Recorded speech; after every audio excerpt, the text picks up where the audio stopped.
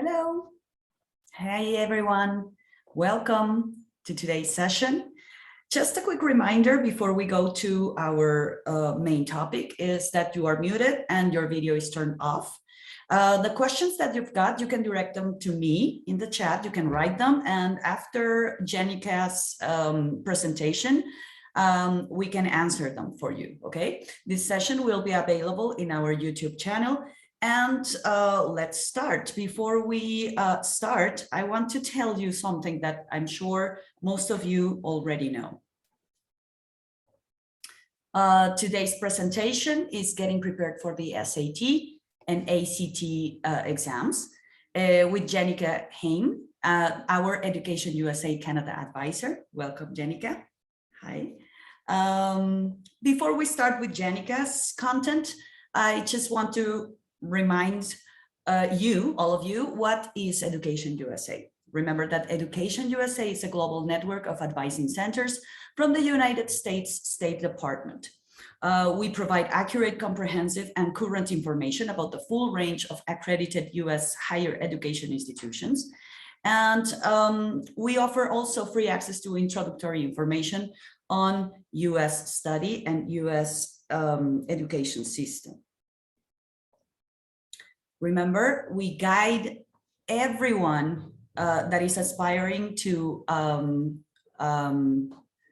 higher education in the United States through our 5 steps: research your options, finance your studies, complete your application, apply for visa, and prepare for your departure. Remember also that EducationUSA offers a series of services like individual advising, information sessions about admission requirements, printed and online resources, comprehensive, current and objective, and free information. So wherever you are, just find your closest center. All right, so now with our main presentation, let's welcome Jenika Heim. Hi, Jenika. Welcome.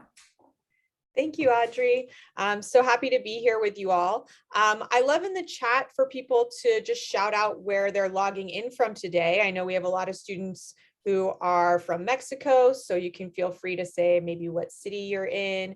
If you are logging in from another country, this is an open event. So if you're here from Canada or somewhere else, you're definitely in the right place. So you can use the chat to say hi. I like interacting with the students as we go along. This is going to be a lot of information today. Please feel free to ask clarifying questions. I'm going to try to go over a lot, so feel free to ask me to restate something, or if I mention something you're not familiar with, please say hi. Please say something. So here's your agenda. You can see it is very long, and we've got a lot to go over.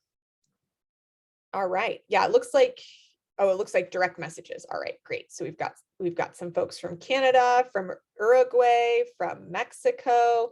Fabulous. Already 3 different countries with us. So first and foremost, we're going to talk about what the different standardized tests are, so you're familiar with them, and we'll do a little bit of a comparison of SAT and ACT as well. Next slide. It's important to know what the PSAT is, just because you will hear it, you will see it written in a lot of places, but just know you don't have to take the PSAT. Okay, so that's important. This is a practice test. The P stands for practice, SAT. You can take it in either grade 10 or grade 11, and it's given at your high school. If your high school doesn't offer it, you can use the College Board website to find another school near you where you can take the exam. If there's no schools near you to take it, then unfortunately, you most likely won't take the PSAT. But like I mentioned, this is just for practice. Admissions officers won't use this test. So it's okay if you don't take it. You can always download a practice test and take it yourself, just to get a sense of what might be on the SAT. If you are an American citizen, then you could potentially qualify for the National Merit Scholarship. So you'll see that the PSAT grade 11 is also called the NMSQT, or National Merit Qualifying Exam. Next slide. The SAT and ACT can both be used in the US admissions process.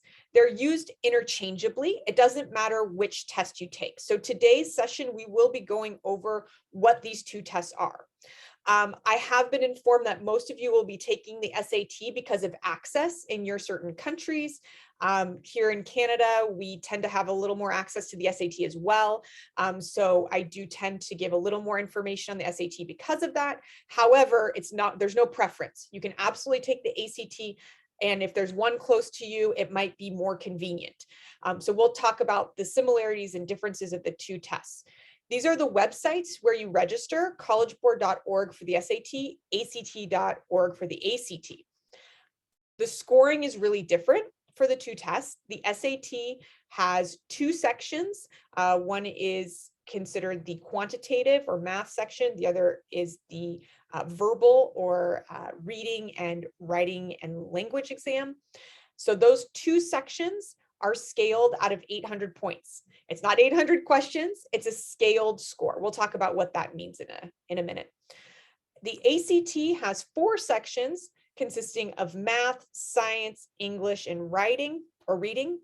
Sorry, and writing is the optional essay. So that's a 5th section, which you can decide whether or not you want to take, but you don't need to. Those 4 sections are out of 36, not 36 questions, also a scaled score. Instead of being an additive score, those 4 sections are made into an average. Your average score is called your composite.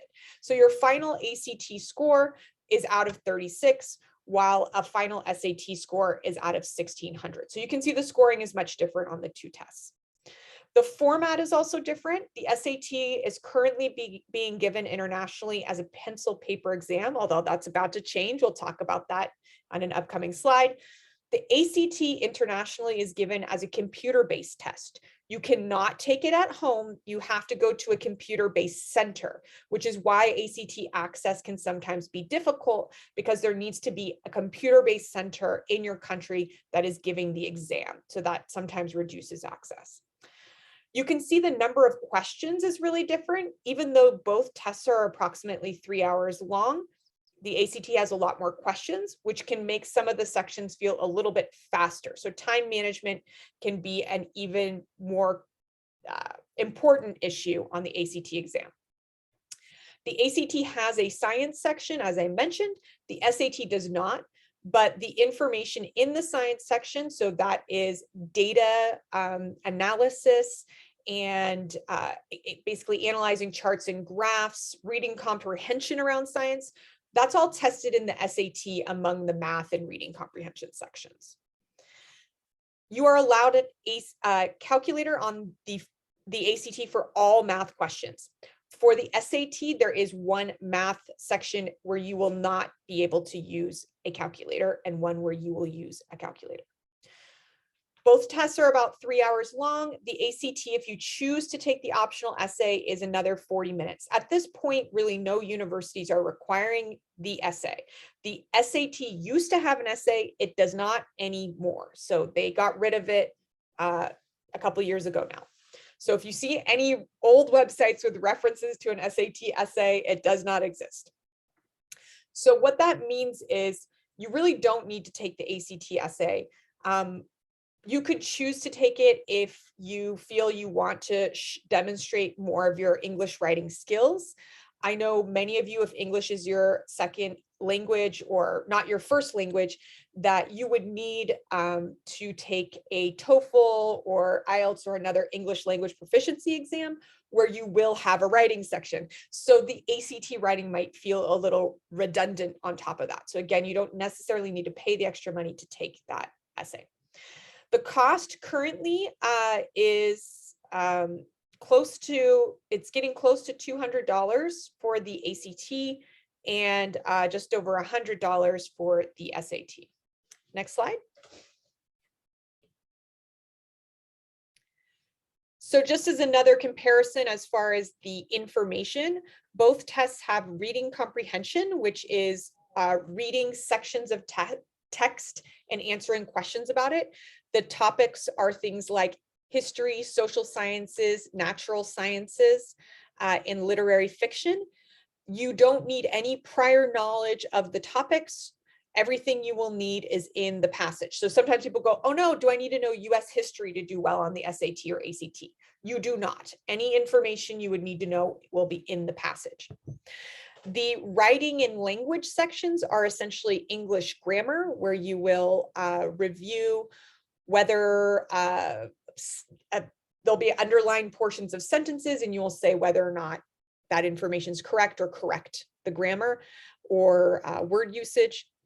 And the math section is up through approximately grade 11 math. In Canada, that's the functions class.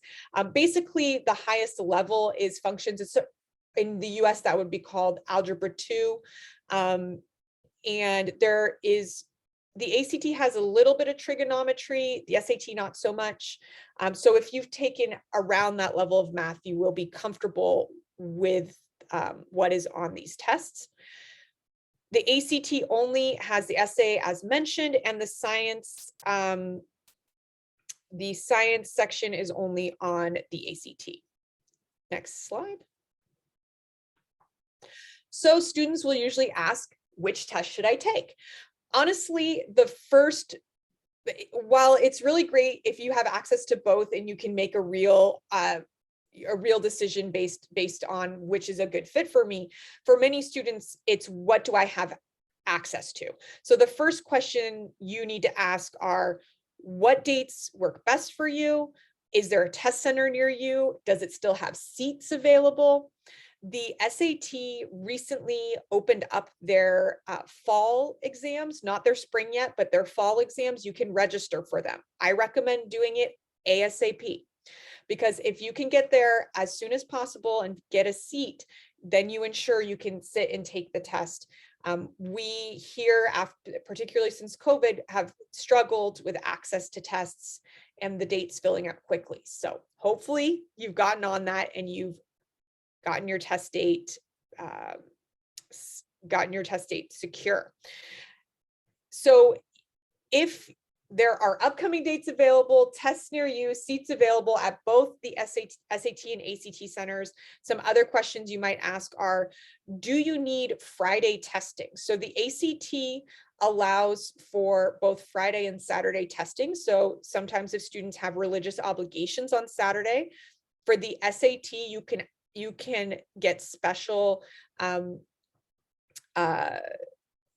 you can have your religious leader write you a note to take a test on Sunday instead. But it's just a more involved process, whereas the ACT, you don't need to prove anything. You can just take the test on Friday. Also nice if you just are busy on Saturdays because of sports or other things. So that's available to you. The other questions you should ask are, do you like the ACT science section? So sometimes I tell students, if you don't have time to take full-length practice tests of both tests, just take an ACT science section and see if you like it or not. If you have a strong opinion about it, then maybe the ACT is, going to be a good fit or not, depending on that. Because the other sections are really, really similar on the test. Another big difference is that the SAT is pencil paper, while the ACT is computer-based. So if you have a strong opinion one way or another of what you're comfortable with the pencil paper, you can do a lot more marking up your exam and a lot more writing all over it, which some students prefer. Whereas computer-based, if you need more accommodations that are computer-based, then it's already available to you. And lastly, the calculator. If you require a calculator for all math problems, then maybe the ACT might be a better fit, right? So these are the sorts of questions you can ask to determine what is the best fit. Honestly, just taking full-length practice tests on your own, downloading them from the test maker websites, is one of the best way to find out which test you might prefer. Next slide.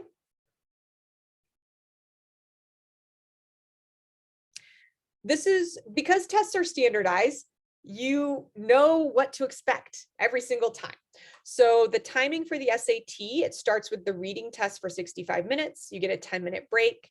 You then have the other portion of the verbal section called the writing and language test. Again, it's the English grammar, 35 minutes. Then you'll have math, no calculator, followed by a 5-minute break, and then the math with calculator. You can see the timing of each section there. You can see on the math section, MC equals multiple choice. So for all the verbal sections, everything is multiple choice. For math, you'll get 45 total multiple choice questions, and then you will have 13 total grid in. Grid in is of basically free response questions. Next slide. The ACT doesn't have grid ins either. They don't have free response. Everything is multiple choice on the ACT. So ACT timing is a bit different. Basically, you sit for just over 2 hours and take your English and math exams. You then get a 10-minute break, and then you sit for your final just over an hour to take your reading and science test. If you're staying for the essay, you'll get a 5-minute break, and then you'll take your 40-minute essay. Next slide. So as far as thinking about when do I need to start studying, when should I sign up for a test, here is an ideal timeline, but just know all of this is flexible.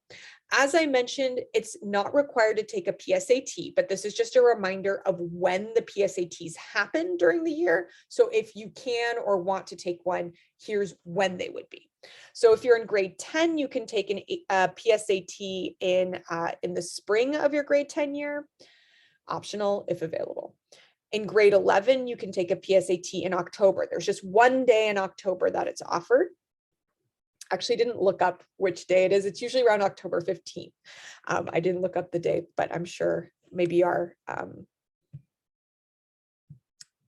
Audrey, if you have the date in front of you, you can put it in. So you take that in October if it's available, if you want to. Then as far as taking the SAT or the ACT, my recommendation is to take it once in grade 11 if you can. I mean, again, it's okay if you don't, but I like springtime in grade 11, typically. Little caveat this year. So if there's any grade 11s in the group or people who are going to be in grade 11 next year, we're looking ahead, we're in summer. If your school year is over, I'm not sure where your school year is, but starting in the next academic year, which starts in September. So grade 11 students, I would recommend taking in the winter or the spring. To be clear, winter being the December test through the spring, which would be up through the June tests. And that way you have time to take it a second time if you need to. You are allowed to take these tests as many times as you want. And you can actually, if you improve your score, it's always a positive. And even if you don't do as well the second time, universities will give you the benefit of the doubt. They'll always look at your best score. And so because of that, it's never a bad thing to take it more than once. So sometimes giving some space for that is a good idea. So if you take it once in grade 11, then in grade 12, if you need to retake the test, or if you didn't get a chance to take it yet, so some of you, if you're headed into grade 12 and you haven't taken a test yet, you'll need to take it in the fall. The ACT, we're going to talk about test dates, I think, on the next slide. So just to know that that's a good timing if you need to take it in grade 12. Next slide. Yeah, so here's your test dates. Of course, the locations are going to vary. Not every location will have every test date available. So this is very important. Just because all these dates exist doesn't mean that the school near you that usually runs an SAT or ACT, it will have one of these test dates available. So that's very important to go on the websites and to see when you can register. So for the SAT, the upcoming fall test dates are in August, October, and December. If you see any reference to the November test date, that is a US only test date. You will not have access to that internationally. So there's 3 international test dates for the fall. And then I have the registration deadlines written down there. As you can see for 2023, you are not yet able to register for those tests.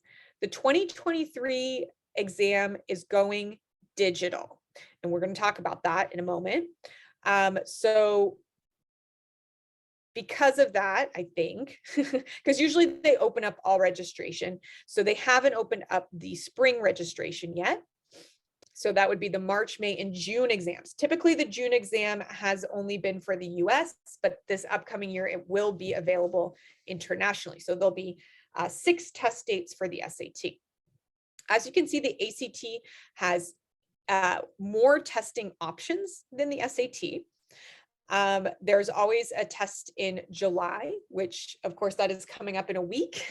So the registration's closed. However, ACT allows for late, signing up late, pretty close to the test date. So if you wanted to test next week, you might be able to get in and pay just a much higher fee for a late registration, but you would have to check with the ACT on that one. So looking ahead, your fall test dates are September, October, December. You can see there's 2 dates because it's a Friday, Saturday, as mentioned previously. And then when you look ahead to next spring, you have February, April, June, and then into the summer, July. So those are your test dates. Next slide. As mentioned, to find a test center near you, use the collegeboard.org and get on the website and you register there. And I think I was going to do a share screen here on this, but let's go ahead and make it through the slides and we'll see if we have time to do a share screen or not.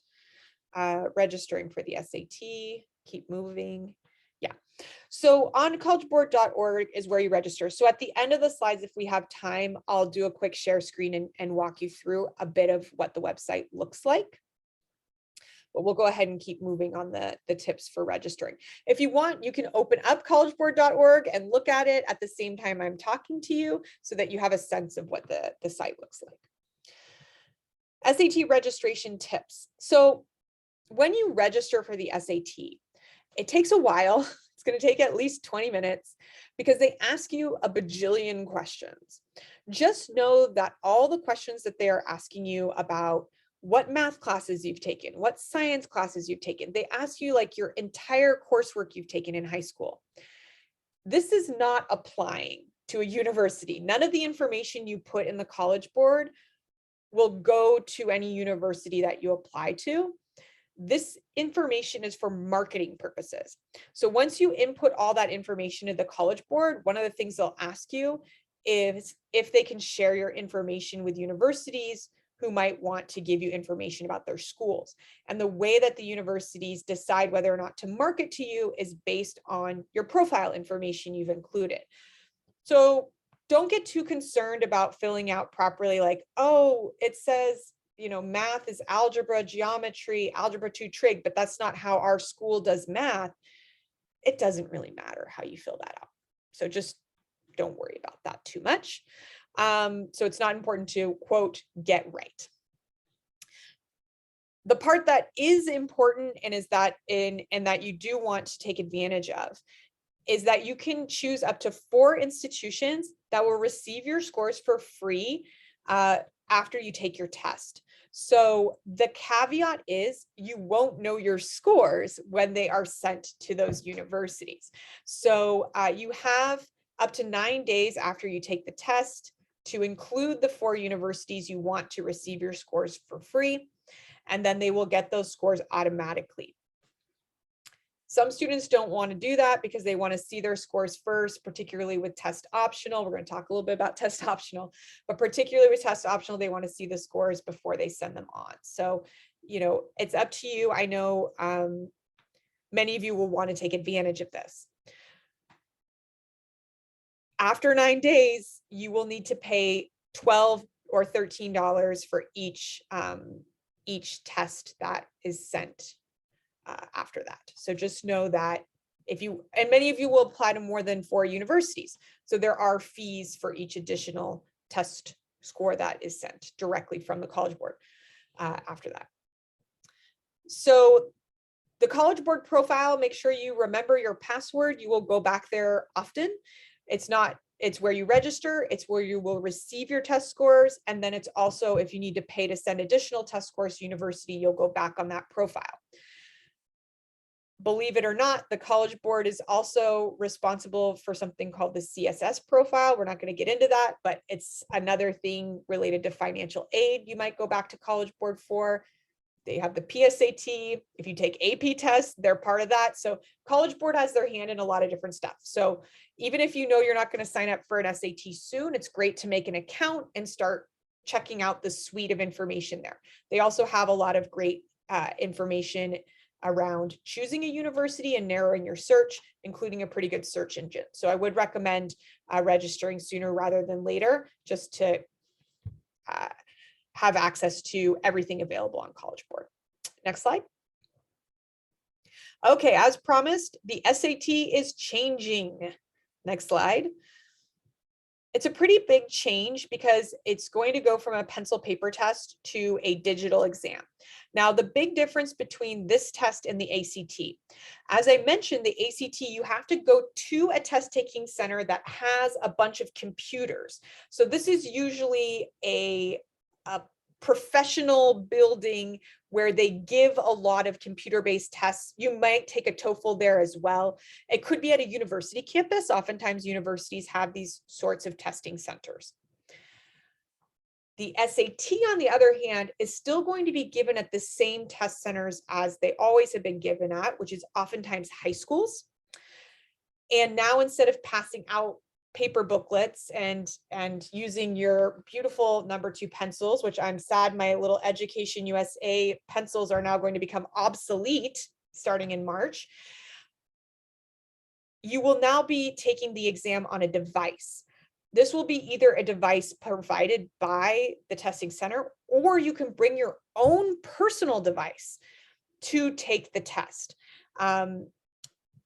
So this is a big difference, right? It's not going to be, it could be laptop computers and I think even tablets. So the timing is going to be reduced to 2 hours. This will include much shorter reading comprehension passages. You will have a calculator for all the math sections. There will be a calculator built into the application that gives the test, so you don't necessarily have to bring your own calculator as you do for the SAT and ACT currently. Because everything is digital, you will get your test results very fast, within a few days. And this test change is rolling out internationally first.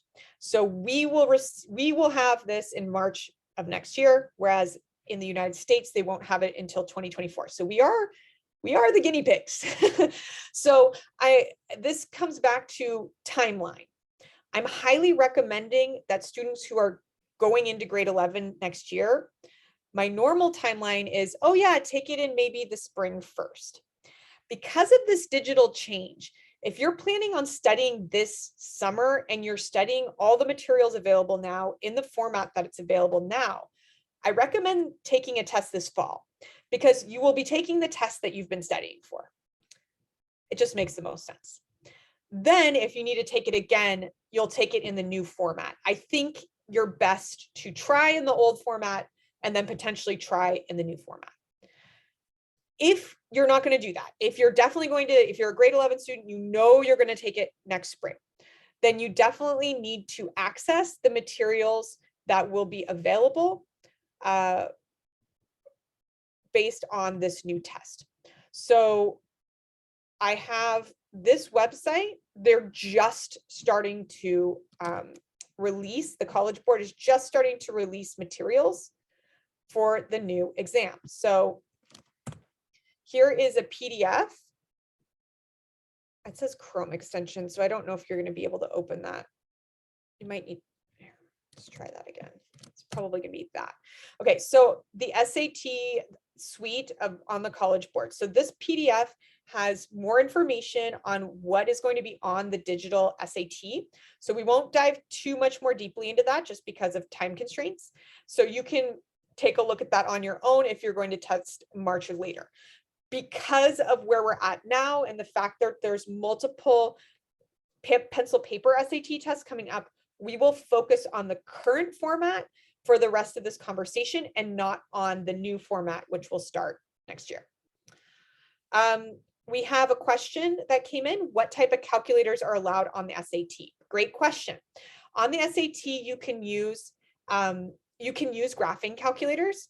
So you can use basically any calculator that you would normally use for school. There's a list of approved calculators on the SAT website, on the College Board website. So I recommend making sure your calculator is an approved calculator. The ones that aren't approved are like, you can't bring a laptop and call it a calculator.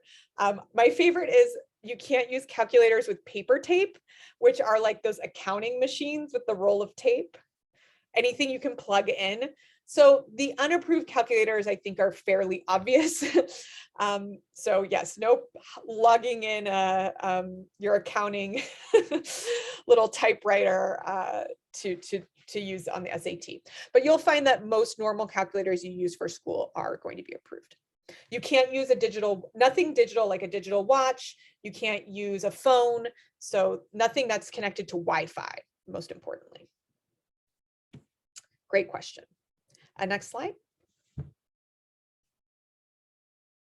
So it's important to talk more about why the SAT and ACT exist and how they're used in the US admissions process. Next slide. Because many of you are engaging in Education USA programming where you're going more deeply into admissions, we're not going to spend a lot of time on here. But just as a reminder, the US admissions requirements vary a lot by institution and include things like completing an application, paying a fee, submitting transcripts, submitting test scores, including SAT or ACT, or if you are not a first language English speaker, a TOEFL, IELTS, or Duolingo. If you've taken AP or IB, you can submit those results. If you don't know what those letters are, that's okay. Don't worry about it. You might also need to submit letters of recommendation, an essay, additional writing or other supplements. If you're a fine arts or performing arts student, you might need to include an audition or a portfolio. And you could even encounter additional supplementary materials. So there's a lot that is part of the US admissions requirement. And so the SAT and ACT are just one piece. This is called the holistic process because there's quantitative measures the universities will receive and qualitative measures. They do care about you as a whole person. So the standardized tests are just one piece of that whole puzzle. Next slide. Here we go. So the holistic selection process, some of the quantitative measures are things like your grades and GPA, your ranking, if your school has it. A lot of schools don't, that's okay. We don't have rankings in Canada, so that's usually just left blank here. Testing scores, and then the qualitative measures, which help admissions officers really decide the quality of your character and who they want to admit to their school, are things like your activities list, letters, essays, and the interview if the school has one.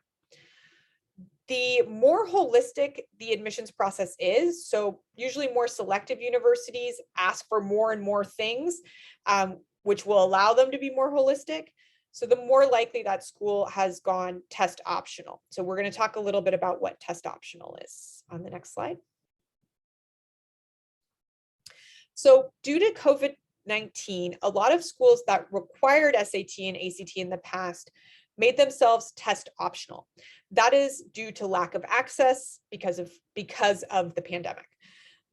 Because the pandemic is ongoing, a lot of schools are still remaining test optional in the upcoming academic year. So if you are headed into grade 12 this year, you will be graduated in 2023, which means you would enroll in university in the fall of 2023 or potentially even the spring of 2024. So any student who's what we call a rising grade 12 or rising senior is enrolling in the 2023-24 academic year. So for your upcoming cycle, just note that you can go to fairtest.org to see which schools are still test optional. At this point, more than half the universities are still remaining test optional. That's a lot, more than 1,400 universities in the US. It's a lot of options. So if you don't even want to take an SAT or ACT, you want to turn off this presentation now, there's still a lot of options to apply to the US.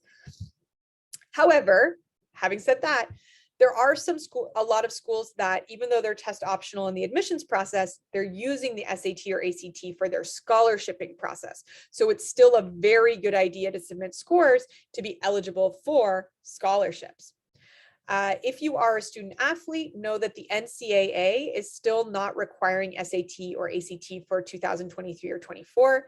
If you're interested in the NAIA athletic organization, they are accepting scores as part of their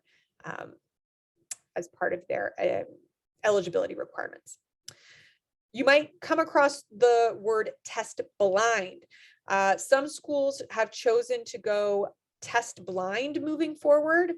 University of California notably is now test blind for eternity into the future. Test blind means that even if you sent scores, they won't even look at them. Whereas test optional means you don't need to send them, but if they do, the school will still look at them and consider them in the process. Lastly, during COVID-19, English proficiency exams have still been required for non-native English speakers, and they are largely available online. So you do have the option to take those from home, or you can work with your EducationUSA advisor. I think some centers are offering them in center. I don't know center to center what the availability is for that. Next slide. So just to review the vocabulary, I've mentioned some of these words. You will see these when you look at each institution you want to apply to. This is the vocabulary you will come across when it comes to whether or not you need an SAT or ACT. It will either tell you that it is required, which means you have to take it, submit it to be considered. Or you might encounter test optional, which means you can choose to submit, not required, not held against the student for not submitting, de-emphasizing the process. Students can still gain access to test optional universities, even if they don't submit a score. Now, I do know that many EducationUSA advisors are still saying maybe it's a good idea to submit scores, particularly if your first language is in English. The SAT and ACT is all in English. If you feel you can submit a good score on these tests, you're showing a high level of English language comprehension, as well as high level of obtaining the same level of studies in math and the English grammar and everything that a student in the US is also going to be taking and submitting. So I think for some students, they like to show that they're on par with their American counterparts. And if you feel like you can get a good score, that it can really demonstrate something important about your quantitative profile. So that is up to you. If you think you can do well and it's going to add something, you can absolutely submit that score. The great news is if you don't feel you did well, you can just keep the score to yourself and not submit it, right? So you get to choose whether or not you think it's going to be a benefit to you. Test blind, we just went over. It means don't even submit it. It's not going to be looked at. You might see the term test flexible. Test flexible universities will use other scores like IB scores instead of an SAT or ACT. Some test flexible schools will use a TOEFL score for a second language speaker or non-primary English language speaker. So that's an option at some universities. Also, the language you might see highly recommended. Whenever something's highly recommended, you really should do it. They're basically saying we're okay if you don't submit it in circumstances where maybe it's completely not available, or maybe you're a recruited student athlete, so it doesn't particularly matter that you submit this. Like there might be some circumstances where it's like okay to get by, but something that's highly recommended, basically do it, right? So in the past, some universities designated SAT subject tests in this manner. Just note that the SAT subject test no longer exists. So if you see any reference points to that kind of test, doesn't exist, dinosaur, it is extinct. So know that you do not have to take that exam, and you can forget I've even talked about it. Next slide. So what should I take? Should I take an SAT or ACT? We already did, what should I take? Should I even take an SAT or ACT? So here's a few questions you can ask yourself if you're still on the fence on whether you should take an exam. Next slide. all the schools you're applying to are test optional or test blind, you honestly don't need to take one. So like if you feel strongly that maybe you have test taking anxiety, you cannot access the test, there's a lot of different barriers, then you can choose not to take it and you can still apply to all the tests on your list. So it is possible. And I've definitely worked with students who've chosen to do this. As mentioned, I already mentioned athletes. You can also get by with not taking the test if you're being recruited into the NCAA. However, if you're applying to a school that requires SAT or ACT for admissions or scholarships, you should take it. And most importantly, if you don't know where you're going to apply it, you should really consider taking an SAT or ACT to keep all your options open. If you decide not to take the test and then determine later on there's this really great school that you feel is such a good fit for you, if only you had taken an SAT or ACT, right? We don't want to undercut any options by just missing the opportunity to take a test. So for students who are still list building, like if you're a rising grade 12 student and you are in step 1, you're still making your list, I would recommend signing up for an October SAT or a September ACT so that you can get a test in, and then if you don't need it, you don't need it.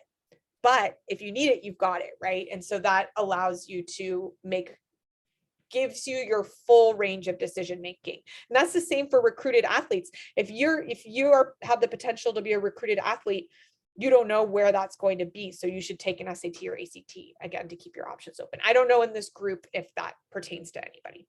Next slide.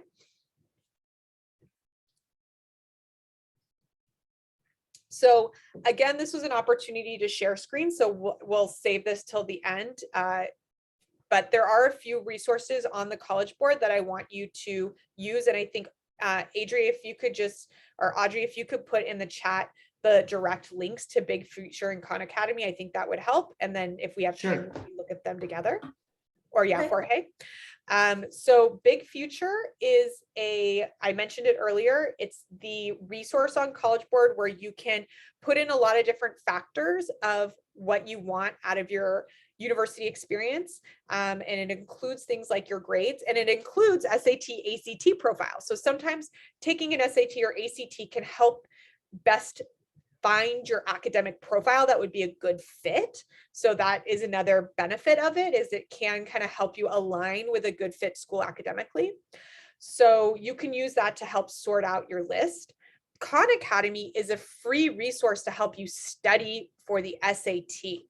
The ACT has a resource as well. It's called ACT Academy. It's a little bit like a collection of resources to help you study, whereas the College Board has a dedicated program through the Khan Academy to help you understand everything available on that test. Next slide. So here's a few tips on how to study. Next slide. First of all, know that studying goes from free to an investment. So there are a number of free resources. I just mentioned them. There's the Khan Academy website. It's also there in the chat. So specifically the SAT site has a /SAT on the end. So you can go there for free and find all the topics. ACT Academy, as mentioned. There's also some apps like Magoosh or any other question of the day app where you can just get a question every single day. And that's a great way to just get a pop-up, do a quick study. So I really recommend that as a way, if you're in your couple months out from the test and you want to get a little studying it every day, some applications can help you do that. Instead of scrolling on social media for 10 minutes, just do a few problems on an app, and that will help continue to build your confidence. For books, I do recommend getting a book, particularly if you are taking the SAT and a pencil paper test. It's very important to practice the same way you'll be taking a test. Because the ACT is online, it's not as important. You can maybe use more online tests because that's the format in which you'll be taking it. The books usually cost anywhere from $20 to $30 US. These are some of the main brands of books that people will get. And I know some of the Education USA centers might have some of these books available. You can talk to your advisor on whether or not that's the case.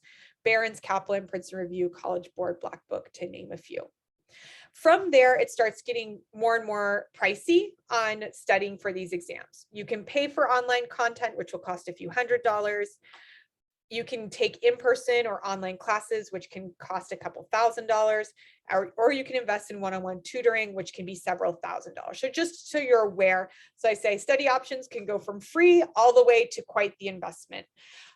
Students, when they know that there's a full scholarship on the other end, potential for full scholarship on the other end, if all they do is a little better on the SAT, sometimes paying for something as an investment can really support you on getting that big payoff on the other side.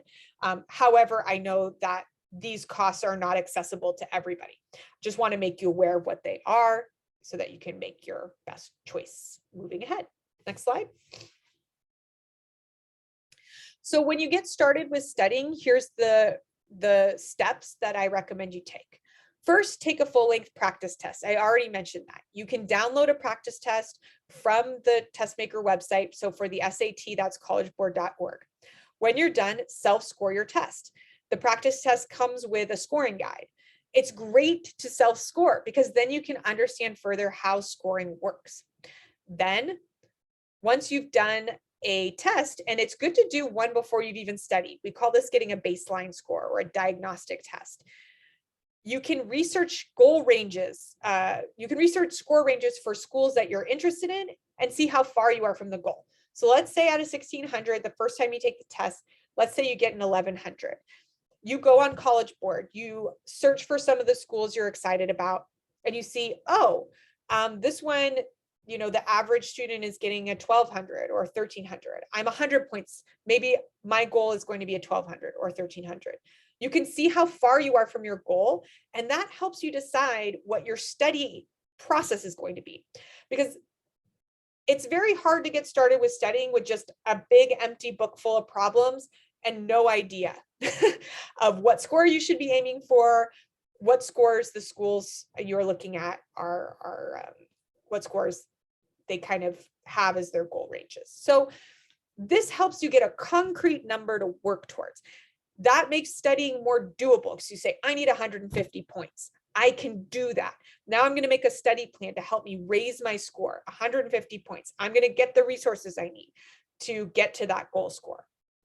So you can identify a target score, see how far you are from that score, and then start thinking about, how do I usually study? Do I usually study in groups or alone? If I like groups better, then maybe I need to create a study group. If I can't afford a class, then how will I do that?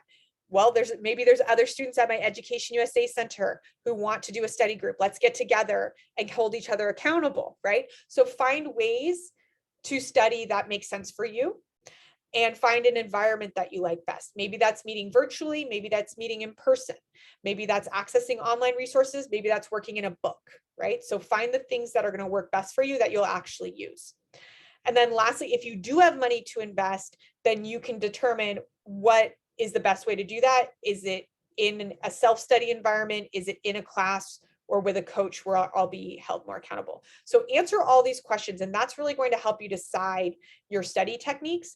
I recommend studying 2 to 3 months out from when you would take your test, and planning a little bit of study each day, or if it's 3 months out, it could be every other day, and then periodically taking full-length practice tests to test yourself. But we'll talk about that in a second. Next slide. Next slide.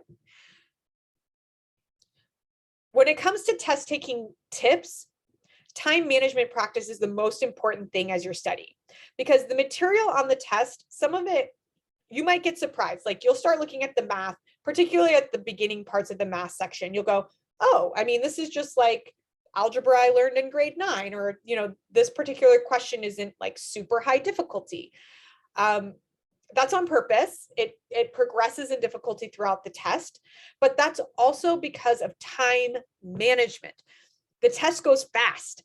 And so you have to make sure that you are not spending, as the difficulty increases, that you're not spending too much time on certain questions and not getting to questions that might be of, easier for you to answer because you're stronger at that subject, and then instead of pulling time on questions that are maybe higher difficulty for you. So you have to make sure that as you're progressing, you're not getting bogged down in questions, because every question is worth 1 point. There's no, you don't get more points for higher difficulty questions. So in school, oftentimes you get more points for higher difficulty questions and you usually get more time. But on the SAT and the ACT, you get kind of like the exact amount of time the test would take and 1 point for each question. So as you practice time management, here's what you can do at home to really help with this. First, practice concepts and techniques. What I mean by that is a concept is something you can find on Khan Academy. Khan Academy tells you all the subject matter that's going to be on the test. So like, for example, in math functions, that's a concept. That's something you might be really familiar with and do a lot in school, or it might be something you are less familiar with and need to practice a lot. So, some concepts you might be really strong at, some you might need to brush up or learn more on. An English language grammar concept would be something like subject-verb agreement. Okay, so it's very specific and it's something that comes up a lot on the exam. A technique, on the other hand, is how to approach questions. So there are, that includes your timing strategies, and that includes any other strategies to approach problems. I reference a boot camp that I do for the SAT.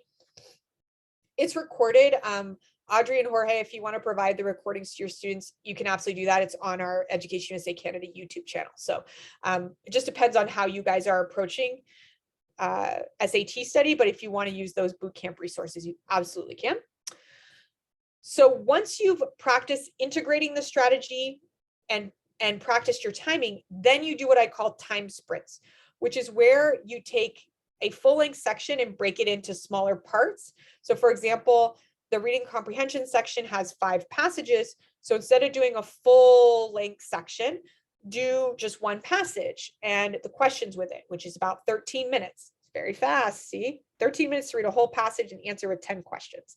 So it's quick. So you do that time sprint and try to do it within the timing for that passage. So you can start to get comfortable with the pacing you need to attack each passage. Then once you've felt comfortable with that, take a full-length test. So you need to get comfortable after those time sprints with the timing of the full exam, because the full exam feels like a marathon. You can't burn up at the beginning and die and try to walk the rest of the way, right? You need to make sure that you're timing yourself and pacing yourself well so you can get the whole exam completed. Do your best to create a test-like environment. So that includes using a pencil. If you're taking the SAT, using a pencil in your booklet, having it printed out if you can, using the right timing for each section, sitting somewhere quiet, using the right break timings so that you can get accustomed to what that feels like. Wear a watch. You're not allowed a digital or smartwatch, so you need an old school watch with a face. Here's a fun tip. Set your watch to 12 for each section. So reset the watch all the way to 12. That way, when the proctor says your timing begins now, if the section is 35 minutes, you're going to see on your watch the time moving to 35 minutes. So you can easily tell where you are, as opposed to if you have the real time and it was 8:47 when the section started and it's 35 minutes, now you're doing extra math. You need to save your math brain for the test and not be doing it based on your watch. I've proctored real life tests before where the clock was in the back of the room and you are not allowed to look backwards because it will look like you are cheating. So even though there's a clock in the room, you cannot look at it. So you definitely want your own that you have control over so that you can practice so that you are sure you're doing well on your timing. It will help you feel more calm and more in control of your test. Work on breaking down how much time you need per question so that you can understand when you're taking too long on a question. So that's part of your practice. Timing is an average, right? We talked about lower difficulty questions are not going to take a full minute. Higher difficulty questions might take longer than a minute, but you need to be averaging around that time. If you've been working 5 minutes on a question, it is way too long. You need to circle it, you need to move on, you need to come back to it later. Next slide. A few more time management strategies. As mentioned, easy and hard questions are all worth more point. So all worth 1 point. So you can skip something and come back to it. Also note that you can always guess. There's no wrong answer penalty. So if you truly don't know the answer, pick whatever. It's always better to guess because who knows, you might get it right and get an extra point. You don't have to do the questions in order. You can actually flip through your section. You can't go to another section ever, but you can flip through the section at hand, get a lay of the land, and create a strategy.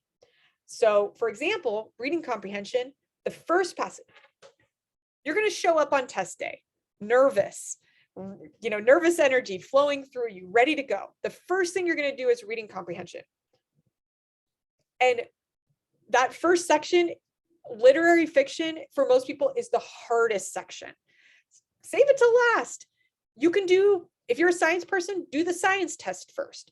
And by science test, I mean the science reading comprehension passage. So within reading comprehension, you can put them in whatever order you want so that you feel confident. You don't have to go all 5 in the order that it's given to you. Next slide. Woo, we're running out of time. Understanding the SAT score. Moving to the next slide. So we already talked a little bit about the SAT score. It's important to understand a few definitions. These definitions are the same for an ACT as well. Raw score is the number that you have gotten right on the test. The scaled score is the raw score converted into a scale out of 800 for each section. The reason they do this is because the test is standardized. That's what it means to standardize a test, is that they're trying to make each test as equal to each other as possible. So that if you take the October test and get a 1400 and take the December test and to get a 1400, that it's showing the same level of competency. However, the raw scores might be slightly different test to test because they might throw out a question that everyone got wrong or that everyone got right because it's throwing off the balance of the test. So the standardization ensures that there's a beautiful looking bell curve that basically looks the same test to test. So you'll find you might get 2 questions wrong on the math section on one test and get a 780, and then the next test get 2 questions wrong and get an 800. So it's not the number of questions you get right or wrong. The scale score can shift slightly from test to test. Lastly, the percentile tells you how you did compared to other test takers. So if you're in the 90th percentile, it means you did better than 90% of the other test takers on the same test. For the SAT, the 90th percentile is usually somewhere around a 1340. Next slide. This is what your score report will look like. So you'll see your composite, you'll see your total score there on the top. It'll give you your percentile, and then it'll break down how you did on each section. And then as you move through your score report, you'll get a little bit more of a breakdown on what they call cross-section and subscores. This information is somewhat useful, but it doesn't give you a full picture of how you did on the test. If you plan to take the test another time and want to get a deeper understanding of what you got right and wrong on the test, which is one of the best ways to study, you can pay, I think it's $15 for an additional question and answer report. Incredibly useful in helping you study for another SAT. So I do recommend that if you're going to take it a second time. Next slide.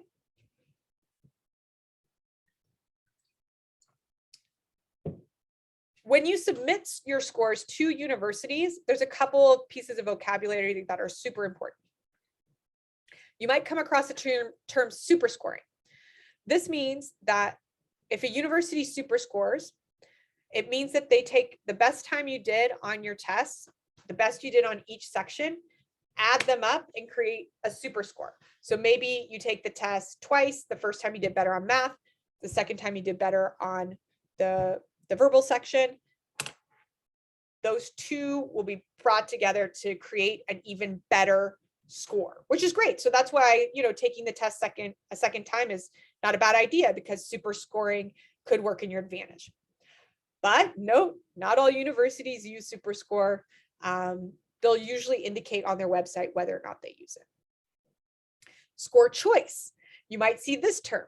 So in your account on the College Board, you are able to select which scores you send. And so if you've taken the SAT multiple times, you could select just one time that you want to send. However, not all schools will allow you to use score choice. So it's really important that you send your full score report to any university that will not take score choice. So fun times, because here's a couple of pieces of information, but it also complicates it because not all schools will allow you to do both these things. Next slide.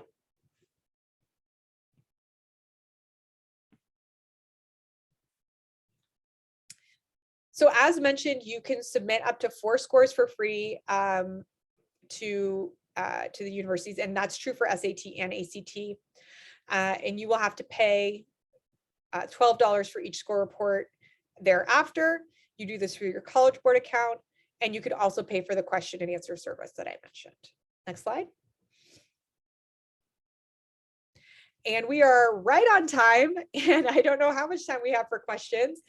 Thank you so much. Audrey, let me know if people want to stay for a few minutes to ask questions. I guess so. We can do just a couple. And I have been reposting all the great information and resources that you just shared with us. And I have a great tip from Vanya. Hi, Vanya. She just shared with us this link that she says it's free course for SAT from Panama. So Excellent. Let me ask you just a couple of questions that I have available here. Absolutely. Monse asks, if we failed or we don't like our score in SAT, can we try it again? Is there a limit of times that we can try? So you can take it as many times as you want. There's no fail.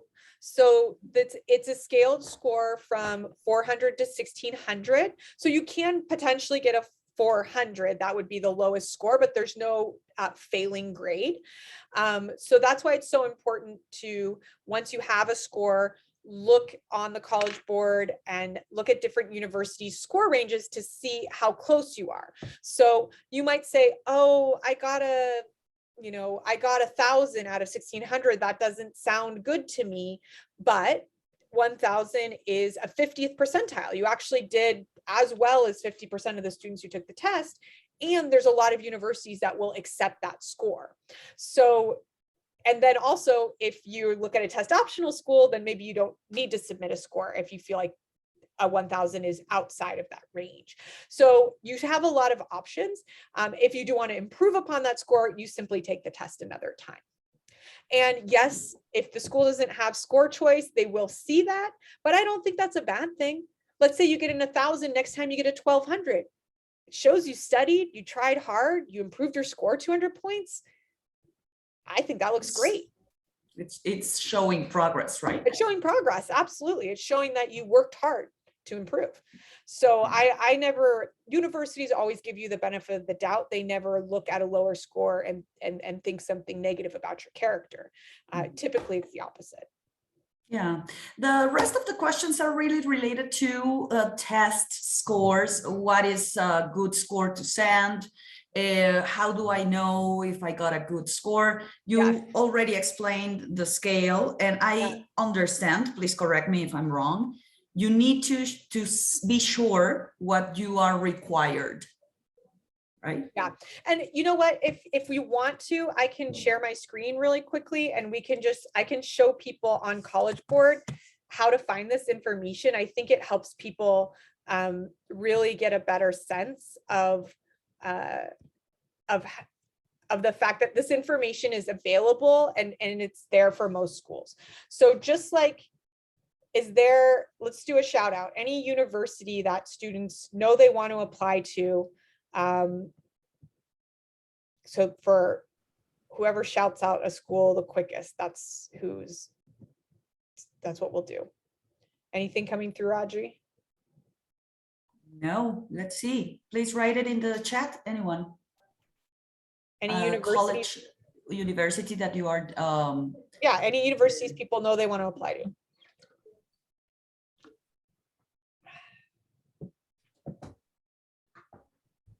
Okay, okay. Brown says Brown. Vania. Okay, we can do Brown. All right, we've got it.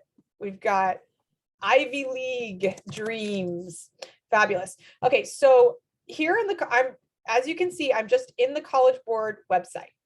Okay, you can type in any university in the US in the top in the search bar, and you will get to that school. If you go to the drop-down menu, you can also kind of check out Big Future, college planning, college search. I mentioned the college search earlier, but to go back here, if you type in Brown, you can see that it comes up.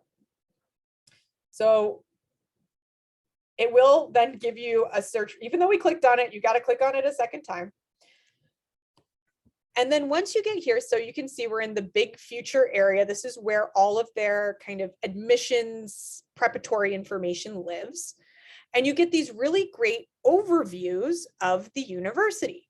You can see a little bit about the type of school it is, the graduation rate, average aid awarded, and then right here, you can see the SAT range, okay? So you can see for Brown, it is an Ivy League school. It's one of the more selective schools in the United States. So, you know, it's gonna have a really high range. But I think that the range surprises people because this is the middle 50th percentile, okay? So you don't have to have a 1600 to go to Brown.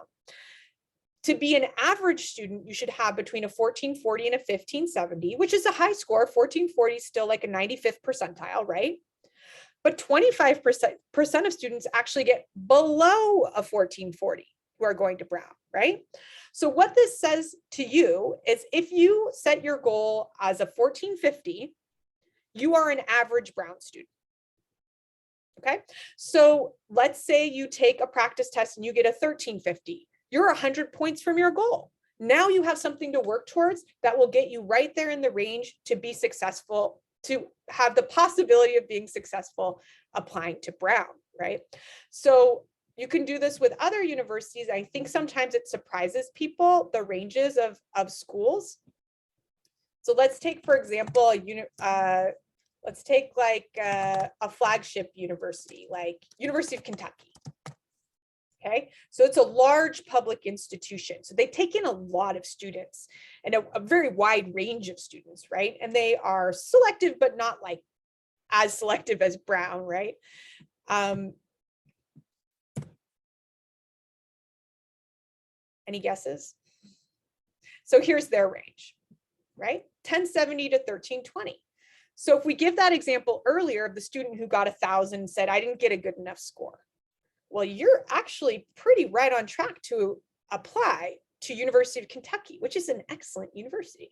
So just know that no matter how you do, you will have options and you will have at least a baseline score to potentially improve and therefore creating more options for you. So hopefully that makes you feel a little bit better about the test preparation process because it should help you actually solidify your academic record in your mind of where you can go, as opposed to stressing you out that it's going to like disclude you from going to certain schools. So yeah, when you think about it just in abstract, it seems more unattainable than when you have an actual reference. Exactly. All right, I'll go ahead and stop sharing. I think that hopefully that makes it more concrete for you of the steps you can start taking to look up things, get a goal score, take a practice test, and then you can start really thinking about things in concrete terms as opposed to abstract. Oh, it's this very big test, or I don't know how well I need to do. So all that information is available to help you really work hard to get the score that you want. Excellent, Jenika. How informative and clear was your presentation? Thank you very much for the information that you provided and the resources that I think everyone now has under the belt. Thank you very much. And thank you everyone for joining today. Thanks, everyone. Good luck. Thanks.